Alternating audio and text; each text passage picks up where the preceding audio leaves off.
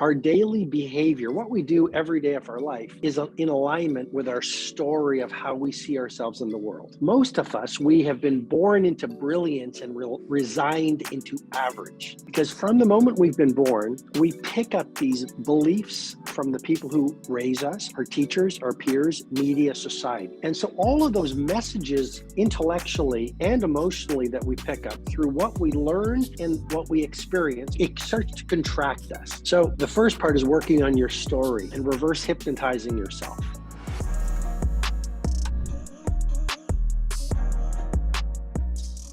What do you think is the difference between the people that actually operationalize this message and the people that read it, get a high from it, and then fall back? I'd say three things, Jeff. I'd say number one, story, number two, practice, and number two, consistency. What I mean by that is this. Psychologists will tell you that your daily behavior always reflects your deepest beliefs. I'm going to say that again because it's so important. Your daily behavior always reflects your deepest beliefs. Our daily behavior, what we do every day of our life, it always is in alignment with our story of how we see ourselves in the world. Mm-hmm. Most of us, we have been born into brilliance and resigned into average.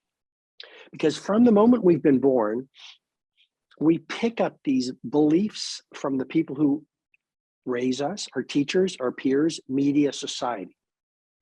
And so all of those messages intellectually and emotionally that we pick up through what we learn and what we experience, micro and macro trauma, it starts to contract us.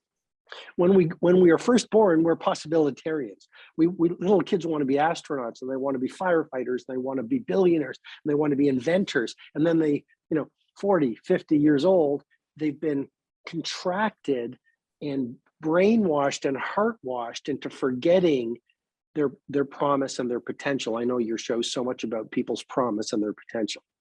So the first part is working on your story and reverse hypnotizing yourself. And we can talk in the Everyday Hero Manifesto has hundreds of tools to help you do that. Second word I said was practice. Most people, they go to the gym to practice. They want to be a better skier. I know where you're from, there's great skiing.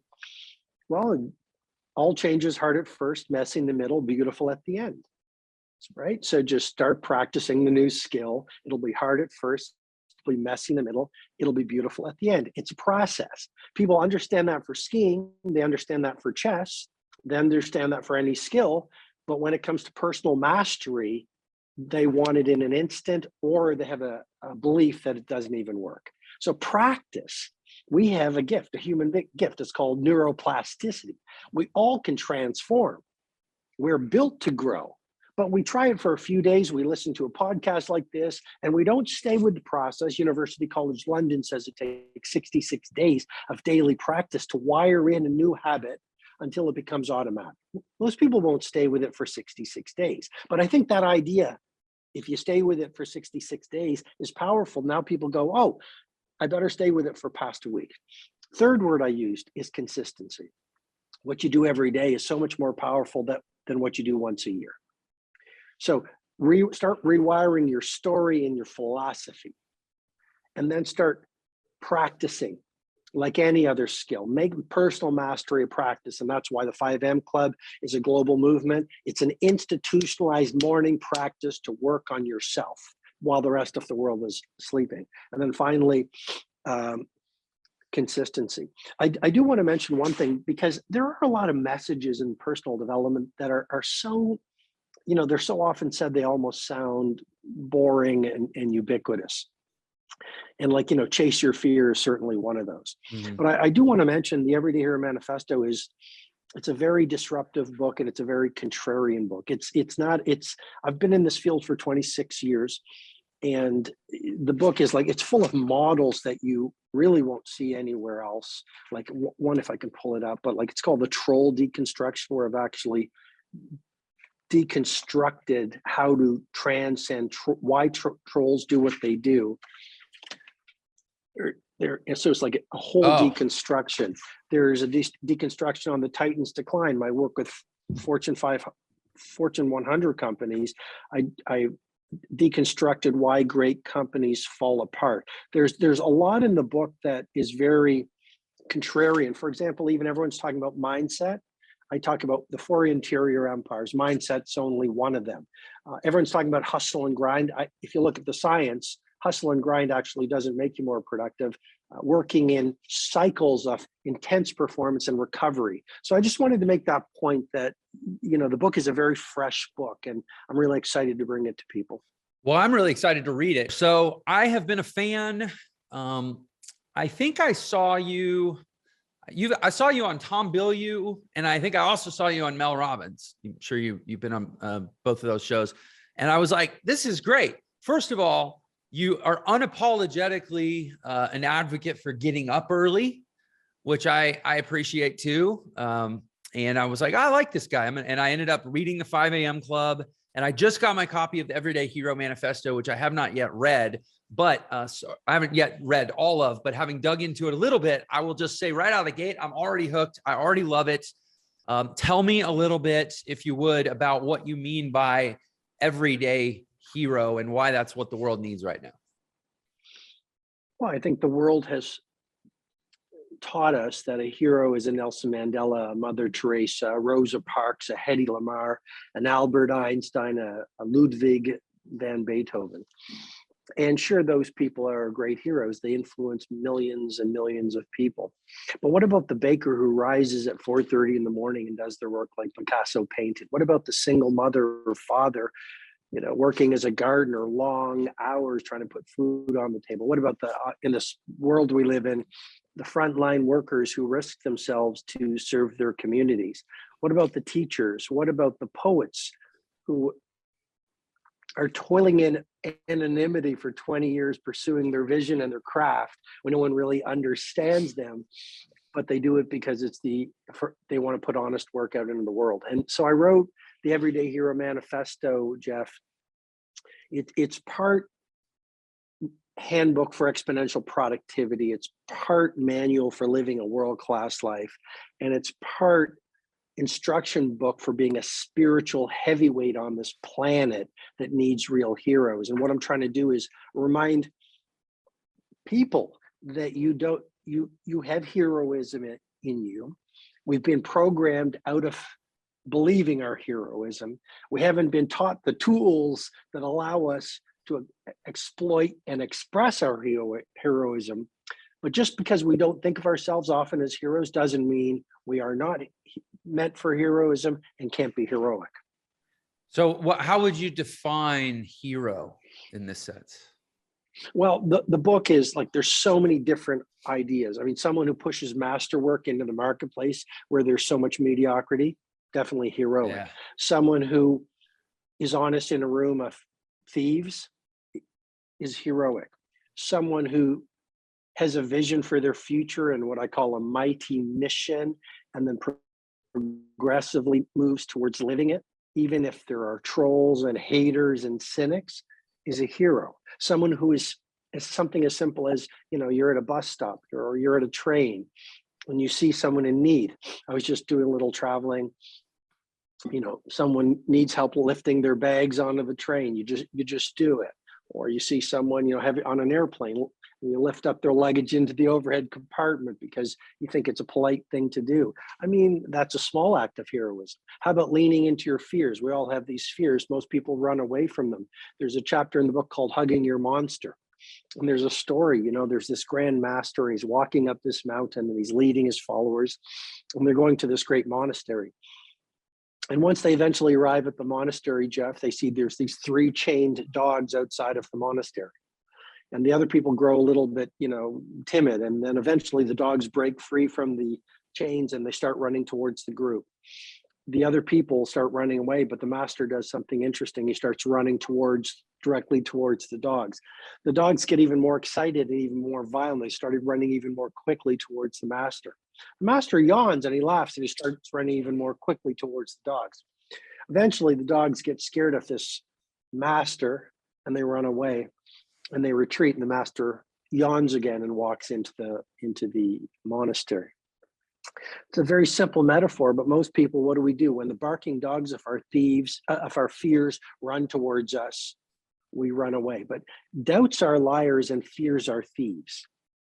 And so running towards our fears and hugging our monsters and doing the things that frighten us, that's actually how we get our power back. Every time you do something you are frightened to do, you take the power you gave to the thing you were frightened to do back.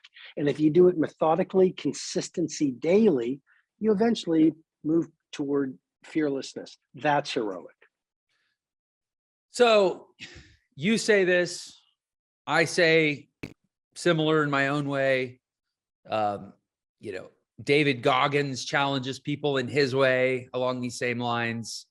You know, Gary Vee challenges people, you know, be positive in a world of negative. Like there's this kind of contrarian, against the grain, elevate, you know, be different sort of message.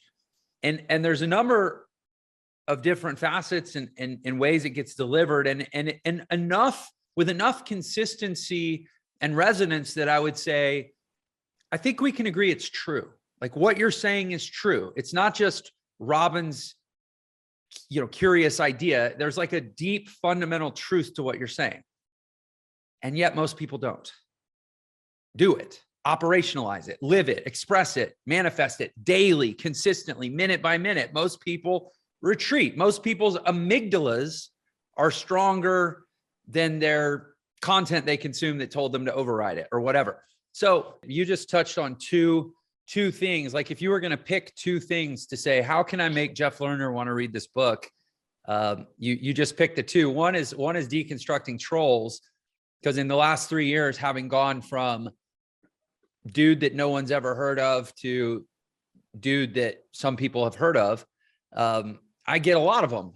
And it's funny. I've gone through this whole like neurotic, dysfunctional evolution of my relationship with them. They haven't changed at all. They just do what they do. They're wonderfully consistent. I'll give them that. But the way I feel about them and the way I respond to them and the way I process them, that's all evolved. And I'm excited to read your deconstruction and take it to the next level. I have, if anything though, I have learned that you have to make it fun or else it'll wear you down. But the other thing about great companies and why they fall apart, I'm building what I believe is a great company. You know, we've grown from nothing in about that same time, that 3 years, to be one of the fastest growing education companies in the world. And I don't want to mess it up.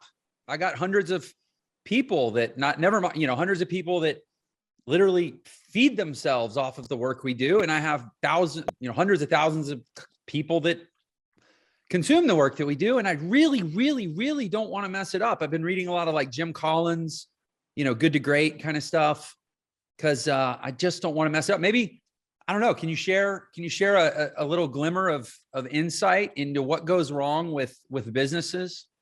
I have a hunch. I have many, but I'd love to hear it direct from the source. So I'd love to talk about those two things that you say you're dealing with, growing a company and the troll deconstruction. I was trying to pull it up. I found the troll deconstruction. The other model in the Everyday Hero Manifesto is called the Titan's Decline. So if I may, we could start with what happens to great companies that cause them to fail. Is that good? Okay. So, in Business Week about 3 weeks ago, it was fascinating. There was this piece of paper and this page in Business Week, and it had essentially the tombstone of BlackBerry. Yeah. And two weeks ago, BlackBerry officially stopped supporting their software. And so it was like the end of BlackBerry. But what I found interesting was that was at the bottom of the page, Jeff, and right above it was the announcement of Apple becoming a $3 trillion company. Cool. And BlackBerry was a client of ours. Incidentally, I found this too. Okay. So when you talk about it, I'll hold it up. It's on 339 if you have the same edition I do. 330. I don't even know my own book, but let's see. 339. Well, I've seen your books. They all get printed in like 9 different editions and no, you're right on. Okay. We've got them both. Okay. I didn't mean to interrupt. No, I'm so grateful. So, you look at BlackBerry and they were a world-class company. They were the dominant company in the space not really that long ago. And now look at Apple, $3 trillion company. So I think a few things. The first thing I would say is what makes legendary is longevity. I once had a client who did a course at Harvard Business School, and he said the professor kept on reminding us or asking us, is it sustainable? Is it sustainable? Is it sustainable?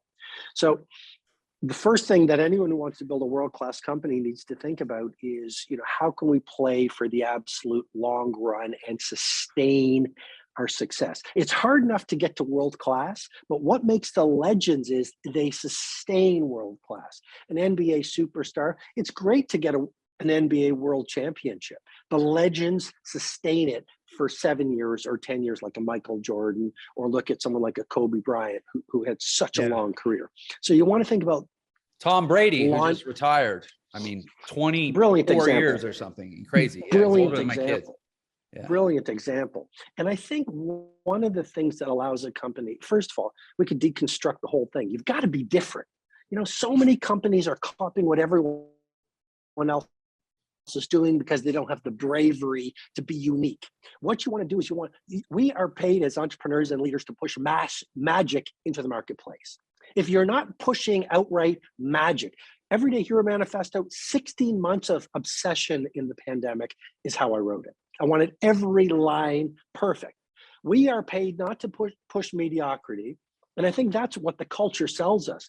It's better to push 1,000 mediocrities than a piece of magic into the marketplace, is what the culture says. So you've got all these entrepreneurs pushing out work, books, code, everything every day.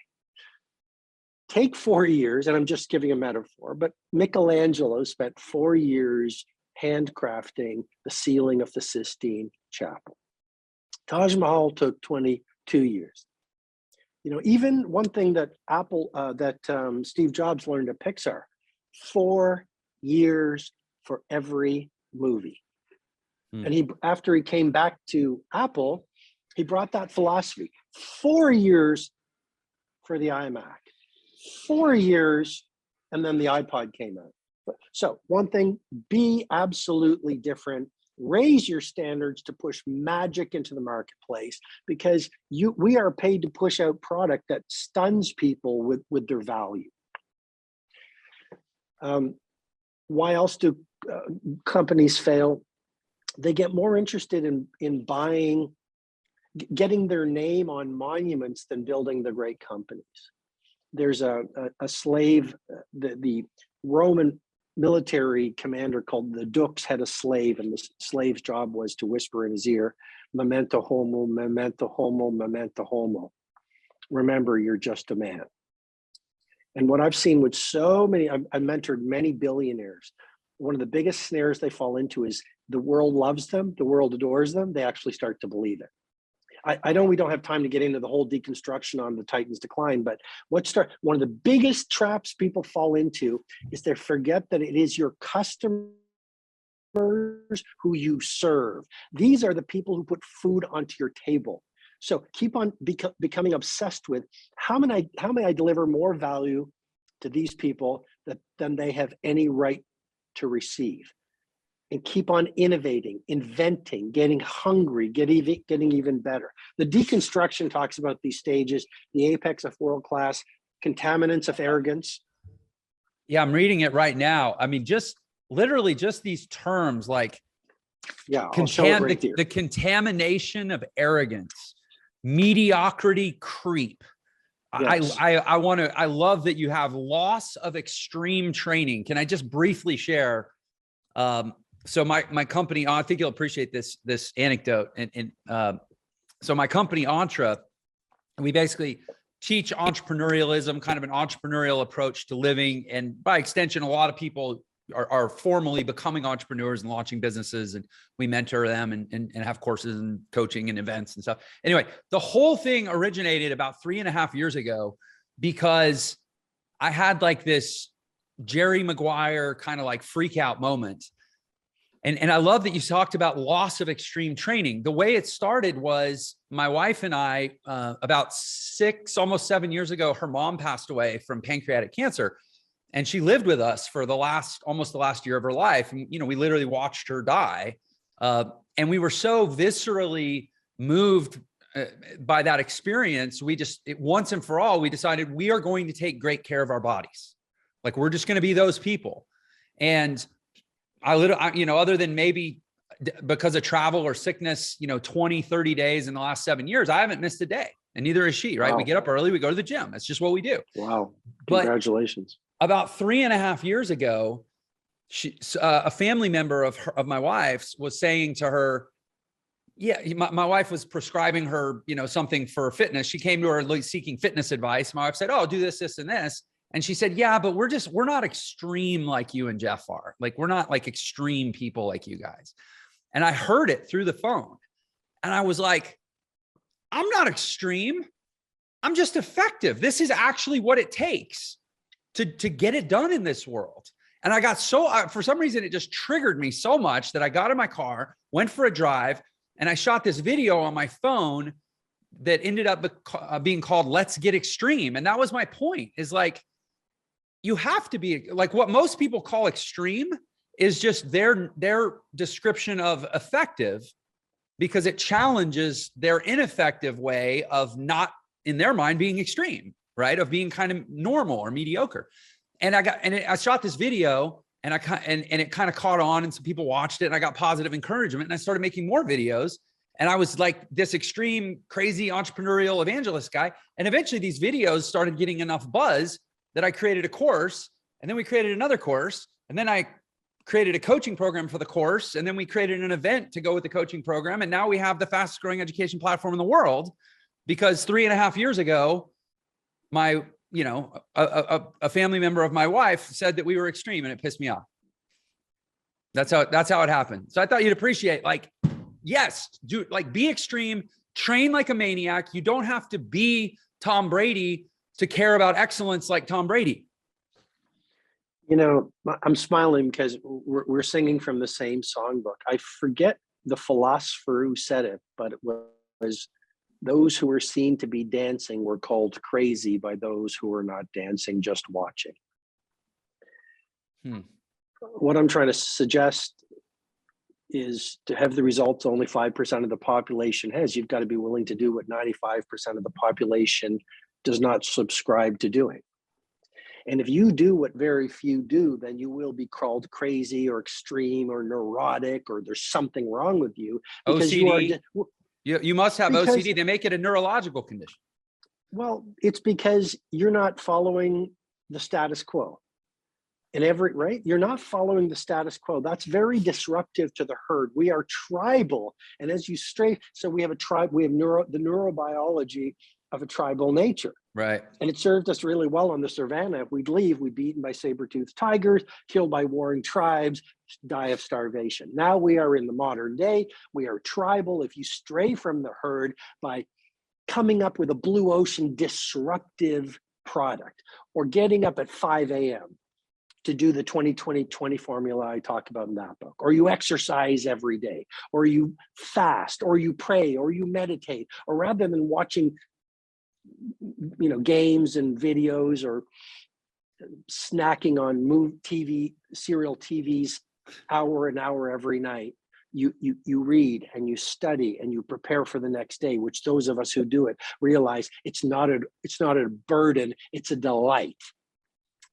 But if you do those things, you get labeled. And so the Titans decline, it explains what happens to great companies, world-class companies, based on my 2 decades plus experience working with some of the best companies in the world. And it's powerful. And you're right, part of it is loss of extreme training. In other words, when the companies were in startup mode, they had these SOPs, these systems. They would do things. They would, right? The systems were amazing. The quality was amazing. But one of the biggest problems is you get to world class and you think, first of all, what got you there will keep you there.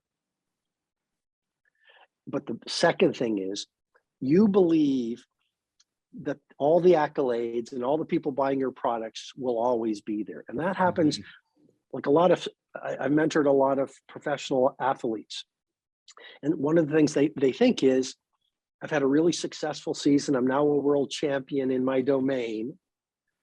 The success will always be there. And they stop doing the very things that made them great. As an entrepreneur, I would say, okay, you're successful, fantastic. Are you still up early in the morning? Are you still a merchant of wow with your customers? Are you still reading every book you can get your hands on? Are you still staying fit and hungry? Are you still hanging out with people that are 2 decades younger than you or younger than you?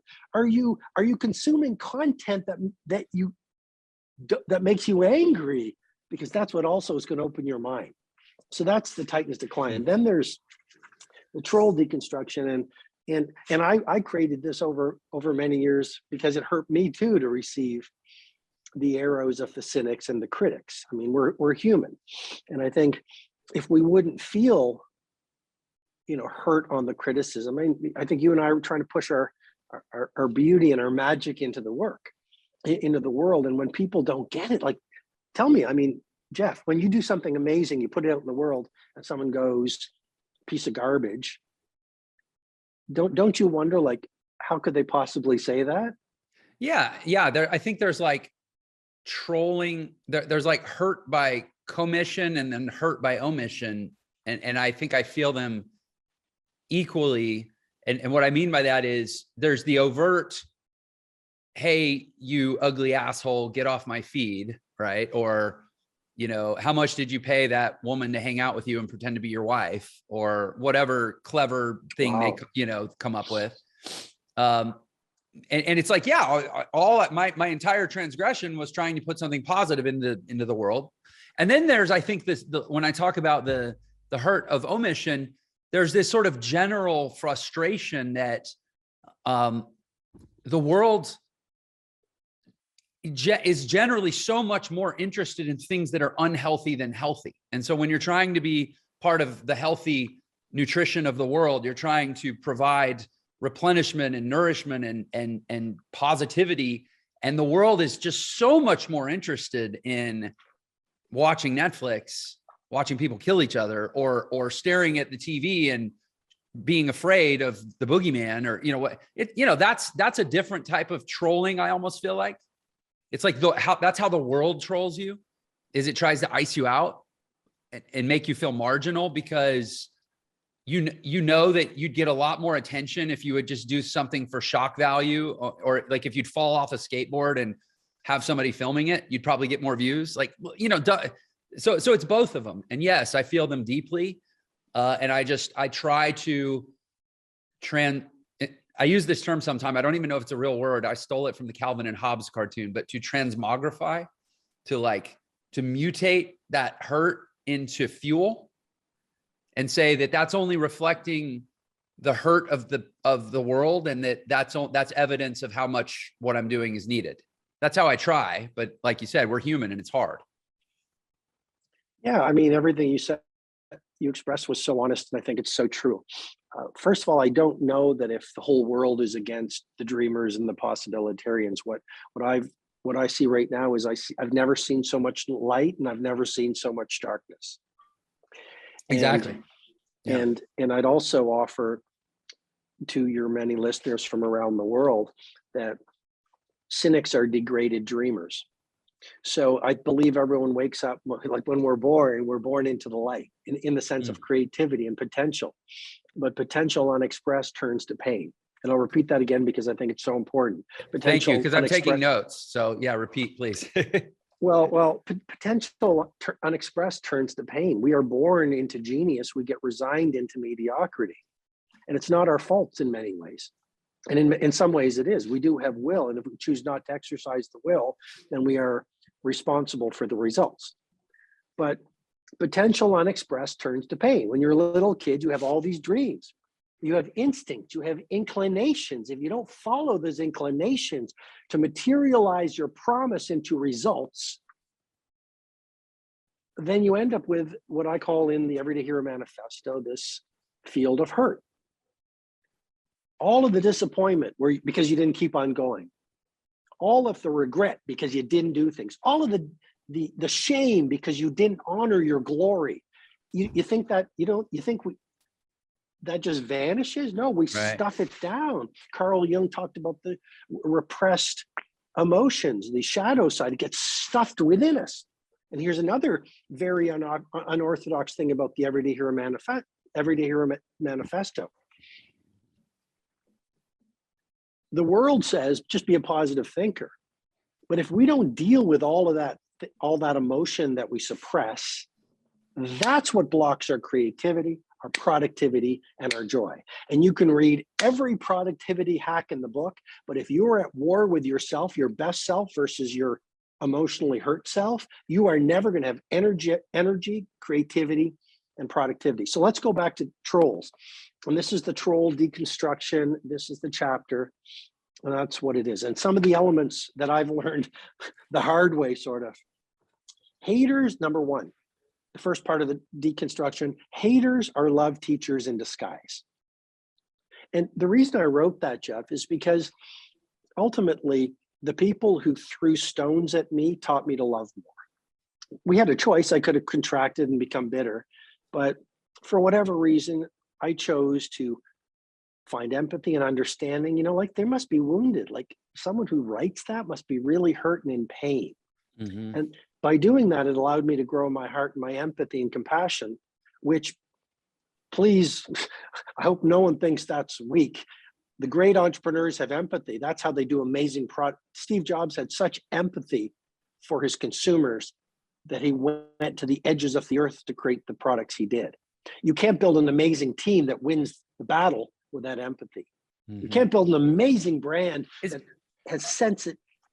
Are there people that actually think that what you said describes a form of weakness? Because you said, I'm like so right there with you. You're like, I hope people don't think that. I'm like, what is this, like 1865? Like people still think that it's weak to be empathetic? Emotion. That's why I'm on this thing about mindset is not everything. Mindset is your psychology. And of course, your mindset's incredibly important. But in the book, I also talk about heart set, which is your emotionality, health set, your physicality, and your soul set, your spirituality. Four of those, all those four interior empires, exponential productivity and dominating your domain. But Jeff, I'd say, of course, I'd say so many entrepreneurs, so many people listening, with all due respect, you talk about compassion, you talk about empathy. Oh, it's like, why is that relevant? And yet you go out in the world and you wonder, like, you have a bad customer experience. I mean, just yesterday, I don't think I'm going to offend anyone, but just yesterday, I went to rent a car. The person behind the counter, you know, I said, oh, you know, would it be helpful if I gave you my reservation number? No, your name. Oh, okay. I mean, usually reservation numbers get you right in there. But the whole experience was pulling teeth, passive aggression. And all I'm saying is, if she had a wide open heart, she would go, first of all, I'm paid to take care of customers. Secondly, she'd go, this is my brother on this planet. You know, I'm his sister, if you know what I'm talking about. Mm-hmm. And she could have made my day and she could have made her day. So I think a great entrepreneur, or any person who's doing a job, you'll get promoted, you'll make more money, you'll make people's day, you'll be a great brand ambassador when you do the inner work that I talk about in the book on heart set healing, so that your mind is world class, your heart is wide open and free of trauma, your health set is calibrated to optimum, and your soul set, which very few people talk about in entrepreneurial circles, but we can talk about why that's so important. You know, like Nelson Mandela, Mother Teresa, all the great entrepreneurs, they had a cause that was larger than themselves and they wanted to serve. And when you really come from a place of spiritual service, so that your tiny ego is not very loud and you're coming from your heroic self, that's when you'll go, I don't care what anyone tries to do to me in my business. I don't care whatever the constraints are. I don't care if some of my teammates are against me. I don't care if my competition's trying to bring me down. I will take a bullet for this mission. So 4 interior empires are important. The troll deconstruction, the first of the 9 elements. Haters are love teachers in disguise. I'd say number 3 is important. Light attracts moths as well as angels. You know, you're going to bring out the trolls if you're doing beautiful work. So the fact that so many people, or however many people, are going, Jeff, your brilliance is activating their disused brilliance. And it's easier to throw a stone at you than for them to get up off the couch, get off and leave the computer and go build their own dream. Hey, sorry for the interruption. I just wanted to let you know you can get a free copy of my book, The Millionaire Shortcut, which shows you the fastest way to become a millionaire in the new economy. And there's a special link just for this episode in the description. So thanks for tuning in, and I hope you enjoy the rest of the episode. So I appreciate that, and I completely agree, and I'm taking some great notes. I love the four. What did you call them? The mindset, heart set, health set, soul set. You called those the four what? The four interior empires that lead to exterior empires of creativity, productivity, prosperity, and humanity. So you talked about kind of reframing your story. And I, that really landed with me because I feel like my kind of, I'll call it my personal renaissance, or the beginning of act 2 in my life, which, feels to be the act that really matters, at least so far, was born out of a lot of therapy, a lot of very deep, painful work to finally extract some stuff, get clear on, what my therapist called the inner sentence. It's essentially the singular sentence, the singular declamatory statement that is your view of the world and your place in it, period, the end, right? And it was in place for most of us by the time we were like 9 or 10 years old. And to actually deconstruct that and really understand, find that I have a friend, Dov Barone, who you may know, but he calls it the red thread that stitches through your entire life, that singular thread. So anyway, kind of did all this work, thousands of hours. I mean, like groups and like sharing and classes and solo and going with my wife, and she did it too. And like, we love it. We're total therapy junkies. And like, we did it for thousands of hours and spent a pretty decent amount of money too. Most people don't want to go through all that, right? And so I guess my question, you talked about how in the book, there maybe are some methods that people can use to start to, first of all, I guess it's 2 parts. It's figure out the story that we're currently telling ourselves, and then actually do the work to rewrite it in a way that sticks. Can you illuminate is there a more efficient way to do that than the way I did it that was so time and cost, financially expensive? It's a brilliant question. And you touched on a few different things. First of all, you touched about, first we have to figure out the story stuff, and then we have to figure out the tools. And I love it because I've been on this podcast tour and everyone is asking me, so how do we do it? Where do we start? And my reply is always, methodology without philosophy is an empty victory. We live in such a mathematical world. Everything is like, give me the tactics. But all the tactics in the world will not help you if you're scaling the wrong mountain. So I just want to make that point because I don't think it's so often made. Everyone's like, tactics, what's the ritual? What's the routine? And I should say the Everyday Hero Manifesto is full of routines, but the routines do not matter unless you've calibrated your mountaintop and you have your philosophy. So in this case, is the philosophy to understand that your entire life, your entire set of behaviors, your entire set of experiences, and your entire set of results is all anchored in a narrative, a story. Yes. Yes. What Seligman calls your explanatory style. It's how you explain yourself to yourself. And that's the philosophy you're talking about. And then to change your life, you have to change the story. Transformation begins with awareness. Okay. So yes, you've got to know your narrative, your story. Then you've got to know your new narrative and your new story that you want to move to. Then you want to deconstruct it into, on the last hour of your last day, how will you have wished you well have lived? You can do a 50. It sounds like a lot of work. It's beautiful work. This is your life. It's the only work. It's the only work. And then people will go, well, it sounds like so much work. Well, misery is dealing with misery every day is a lot more work. Right. Like it's easier to watch TV and hang out and chat and waste time. That is living with the results of that is a lot more work than doing this work that gives you a gorgeous life. And am I going to say you'll have a perfect life? Of course not. Am I going to say you'll never have a hard day? Of course not. So you want to find out you could do your 50-year plan, understand your past story so you have awareness of it, understand the values you want to live by, what are the truths you want each day to stand for. So you start to put, I everywhere I have this, like just before we went on, I was like writing in my journal. I've got, and so you're constantly refining your philosophy of life. Once you know that, then there's the methodology. So do you have to go through everything you went through? I've gone through everything you've gone through. This is my 22nd year of, working with spiritual counselors, doing emotional healing, doing acupuncture, et cetera, et cetera. I do biohacking. I do as much of it as I can, and it serves me incredibly well. Is it expensive? Yes, it costs. Death and misery is much more expensive.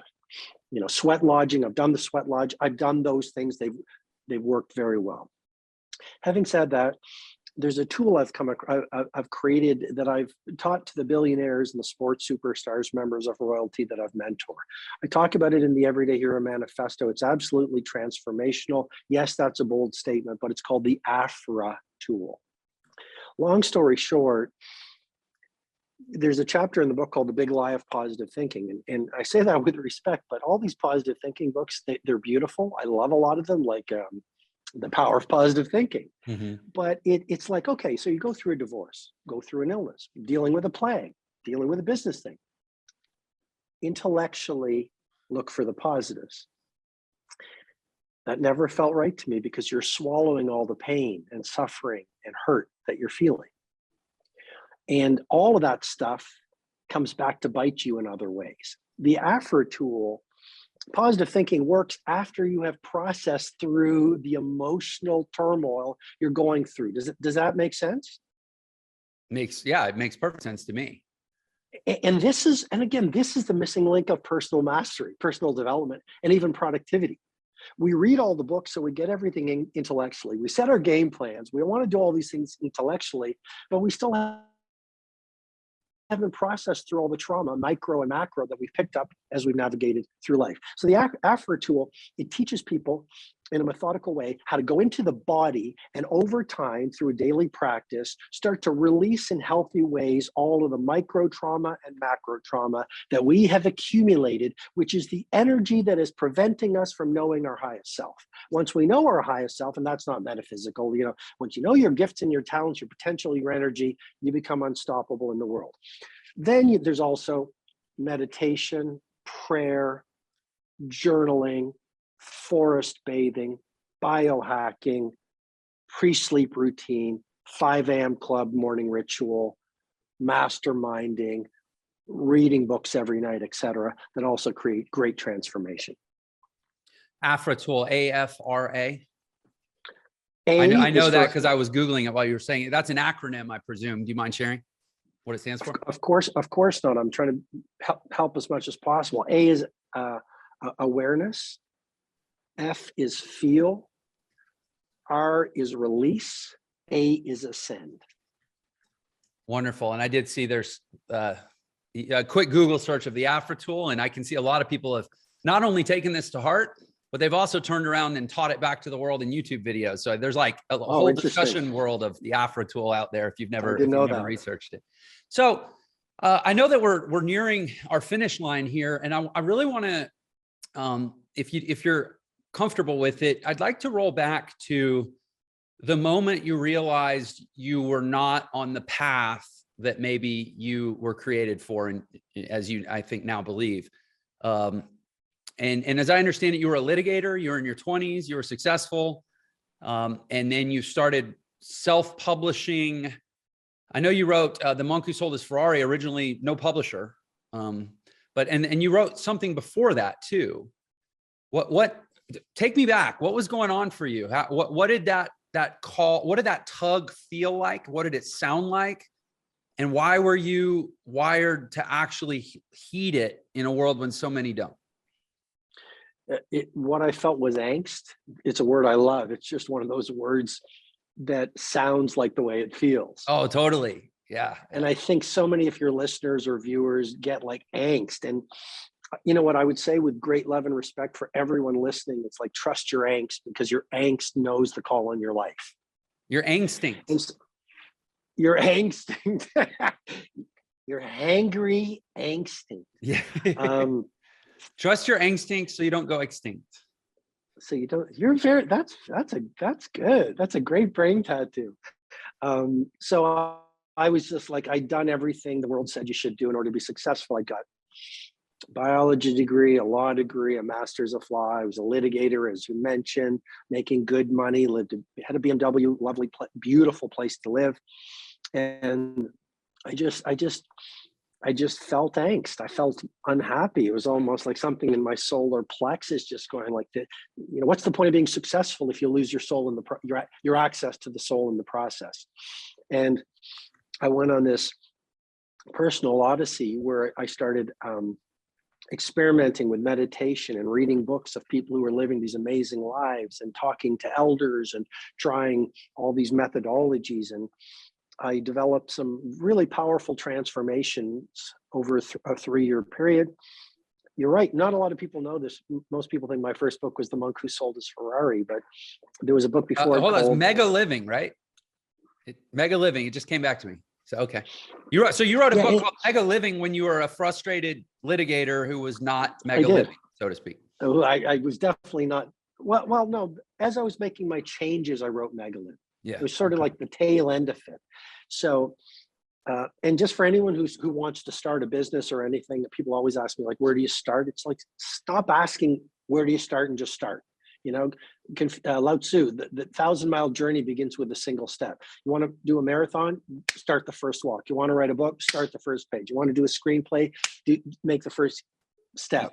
So what I did was I knew nothing, but I went to the Learning Annex. It was an organization that used to teach different skills, and there was one on book publishing. And I learned how to self-publish a book, and I literally went to a passport shop and got one of those passport pictures, and literally that's on the back of Mega Living. It looks so bad, and no one told me that when you have like an 8.5 by 11 paper and you shrink it down into book form, obviously the type will shrink. I forgot about that. So the first 2,000 copies, you could barely read it. So, a very popular author told me, he goes, why don't you package a magnifying glass into the package so they can read it with the book? But that's how I started. And then I self-published The Monk Who Sold His Ferrari. I believe that synchronicity is the universe's way of remaining anonymous. And so one day I was with my son Colby he was about 4 years old. I was in a bookstore. I was signing the self-published books. And this gentleman looked at me and he goes, wow, The Monk Who Sold His Ferrari, what a great title. I said, yes, I'm a lawyer, but I've written this book and I really believe it'll help people. And I'm on this incredible mission to get it out to the world.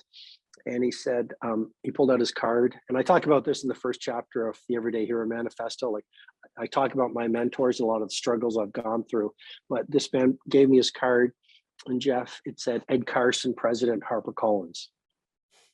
And 2 weeks later, 2 to 3 weeks later, they bought The Monk Who Sold His Ferrari for the gargantuan sum of $7,500. And that led me down this really incredible path that I've been on the past 25, 26 years. And 20 million books, 20 million books, 92 countries. I heard somebody say that his following rivals the Dalai Lama in its breadth and fanaticism, something to that effect. So I'm humble. So I'm nod to you, servant. man. Nod to you for just doing the little things that like for taking, the first step on the 1,000-mile journey that, other people just stare at their feet. Anyone can do it. It's stunning how far you can go with persistency, and you just try to do your best, and you just, I think one of the things people fall into, Confucius said, person who chases 2 rabbits catches neither. And what we do as entrepreneurs, and I don't really see myself as an entrepreneur, but what we do as entrepreneurs or content creators is we go, oh, I'm going to teach this, and then I'm going to teach this, and then I'm going to do this, and then I'm going to try apparel, then I'm going to try this, I'm going to do apps, and it's stunning what happens with constancy. You go, I'm going to do this one thing. It might change a little bit, but you stay in the game you outlive your peers. Like someone once said, like the game is you just live longer than everyone in your field, but I think the point is you just stay true to your vision and you stay monomaniacally focused, and you have to also adapt to new changes in the marketplace. I get that, but you just stay true to your vision, and the years go by and then the decades go by, and it's just, and mostly you just be about service, service and love and pushing incredible value to your people. And it's pretty amazing how far you can get. So I know that I want to honor our time constraints, but I have one thing that I think would be a great note to end on and we could dive into, but it'll probably push us 5 or 10 minutes over. Is that okay for you? It is, because I'm really enjoying your questions and our time together. Well, I appreciate that. First of all, I'm going to challenge that I think you are very much an entrepreneur. One of the things that obviously our company Entre, we derive our name from that term, and you've got the Everyday Hero concept. We very much subscribe to this everyday entrepreneur concept. I think that the term has been hijacked to mean if I'm not on the cover of Fast Company, if I didn't, if I'm not a billionaire with an app, or if I'm not VC backed, then I'm not an entrepreneur. And it's like the entrepreneurs built this world, like the merchant class. I mean, democracy was born out of the marketplace in Athens as a trade agreement between entrepreneurs. And we're trying to reclaim it for the everyday entrepreneur. And so I'll tell you our definition of it that I think fits perfectly to you. We have a whole glossary of these terms and fancy frameworks, but our definition is simply a purpose-driven person who lives what we call the Entre way, which is kind of this set of values that I'm quite confident you map to very closely. But it's a purpose-driven person who lives the Entre way, takes ownership of their results in every area of life, and expects compensation only in exchange for value they create. So by that definition, would you agree that you're an entrepreneur? I would. And would you agree with us? I'm sorry, that's actually a code that if we could get everybody to operate that way, we might have a little better world. Purpose-driven, ownership of results in every area of life, daily disciplined action, and expecting compensation only in exchange for value, not time. We have a whole new world. And even the last piece that you talked about, which is only receiving compensation for value delivered. That's the hardest one for most people for obvious reasons. I just think at the end of the day, we are the only person we get to live our entire lives with. And, there are popular currencies, and then there are hidden currencies, and honoring yourself and loving yourself and glorifying who you've become, I think, is one of the most prized currencies. Like, I've mentored so many billionaires and they've got everything in the world, but they don't know themselves. And so to receive $1 and not more than $1 that you haven't earned it's so like I think this is what's a lone voice in the wilderness. And I know you and your followers believe it, but to make the money that you've earned through your sweat equity and then do whatever you want with it is a glorious thing. And to receive money that you haven't earned, I think there are a lot of psychic costs to it. Yes. The price you pay for showing up, doing just well enough to not get fired, and expecting compensation, even for having shown up at all, but especially beyond what you've produced. Yeah, I think it's this nefarious, toxic, psychic drain in our society. And anyway, we could go far with that. The specific point that I wanted to dig into here to kind of close us out, and that was the setup, the entrepreneur concept, is there's kind of a debate that I wouldn't say rages. I would say it more like simmers under the surface in Entre, in my company, where I believe very much that everybody has this created purpose, this thing that they're, like Mark Twain, I say it all the time, the two most important days of your life, the day you're born and the day you figure out why. And that when you figure out why, it will blow you away how big your created purpose is. It's not going to be, the reason I was born was to put food on the table for my 3 kids. That's a state of biological, like Darwinism says you should feed your children because they carry you on in the world. There's this bigger thing that's out there or that's in there.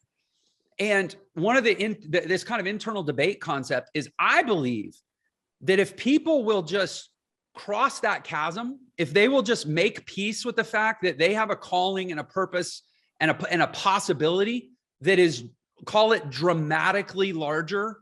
And I say drama on purpose because it seems almost histrionic. It's like, oh, who am I to be this big out loud liver of life, right? I'm meant to just stay here. And I believe that the way you get people started on the path, like you said, the method, the philosophy that has to underlie the methodology, like the a priori is, I have to see myself going to this majestic place, or else all the tactics in between won't, I'll be climbing the wrong mountain. Thank you. You've given me wonderful imagery for this. That's my belief. The counterpart, or the counterpoint to that is, yeah, but most people, that's not where they're at. And you got to meet them where they're at. Where most people are at is they just want a little more free time or a little less stress. Like, they're not ready to think big like that. And if you try to get them there before they're ready, it's on you, because you cost them. They'll never take that first step. And that's on you, the teacher, for having tried to stretch them too far. And I'm like, no, I don't accept that. I don't accept that we can enroll people into the mundane because it's more convenient and comfortable as an enticement to take the first step, because that's just more of what they've already got. And this debate goes on because, me as the evangelist and the messenger within our whole company, I'm always weaving this in. And sometimes people are like, Jeff, we need you to tone it down. They're just trying to pay their bills. So that's my question, my existential question to you. Well, there's so much in that question, and you're right. We could spend an hour on it or days on it. And I love the question, and I don't know. I need to think properly about the question for more time. But here's what comes to mind. I'd say, I'm like you in many ways. I did one podcast recently, and it was, sort of like keep the conversation, the information in the Everyday Hero Manifesto and what you teach. It's like, it's sophisticated and it's calibrated and all this, but we want you to just keep this really simple for all the people listening. It's like they want fine dining, they don't want soul food. Yeah, and I said, let's take them to the mountaintop. Yeah. Like, do not dismiss anyone's ability to resonate with the truth and possibility. So I hear you on that. Thank you. Yeah. And I would secondly say, I think your people who follow you they want to change the world. They want to do big things. That's why they follow you. So I think that's the case, because they're entrepreneurs, and entrepreneurs, it's like, give me something big, give me my massive mountaintop. So, and I'm sure you serve them well, and they want to do big things. Yet I would invite you to play with big being a judgment. Yeah. Like, who is to say, you're meant to do something big, and I want to get you to dream big. Big is a value judgment. Why isn't small just as big as big, if you know what I'm saying? Mm-hmm. And so here in this part of the world, and I'm talking about North America, let's say, it's very much like, let's make it big. Right. But in Eastern traditions, it's less about doing and more about being. And what I'm trying to say, and I hope I'm saying it respectfully and clearly, big is great, big is bold, it's awesome for entrepreneurs, and these are the people who've moved civilization forward. Yet, I don't want anyone listening who truly feels that, what, I want to be an entrepreneur and I just want to put food on my table. I really don't want to work day and night. and I want to have a small business, and I want it to have high integrity, and I want it to be beautiful, but I'm not interested in the complexities that do come with being big. Like when you get big, big, big, you are putting out a lot of fires, and sometimes you have so much complexity, you don't enjoy your life. Yeah. And so I just wanted to say there's nothing wrong with small either. It's all what feels truest and most honest, excuse me, to you as an entrepreneur. And the final thing I'd say is, you know, you're really a thinker, and I love some of your unique languaging, and you know, even how you define an entrepreneur. I'm not familiar with it, and I don't know if you've written a book, but you know, I would love to see you take all of this proprietary.